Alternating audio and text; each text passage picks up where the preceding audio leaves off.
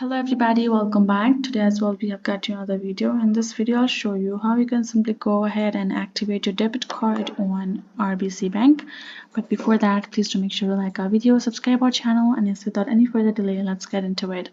So for that, all you have to do is first of all access your browser, can be from your mobile phone or from your computer, and type in rbcroyalbank.com and get into the official website. So right over here, if you have been wondering with how you can simply activate your debit card, so for that matter, you have to contact the customer support of RBC. If you simply scroll down to the bottom, you can see this option of report lost or stolen card, and here in this bottom section, you can see there are numbers dedicated to the cards. You can see for debit card, we have this particular number.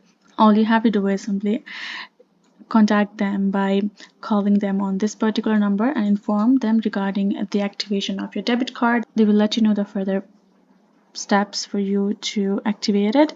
Otherwise, you can simply go to the nearby RBC Bank branch and simply personally can choose to contact them and let them know your concern. So this is basically the way for you to do so. Hope this video was helpful to you all. Thank you so much for watching, and yes, I'll see you guys in our next video.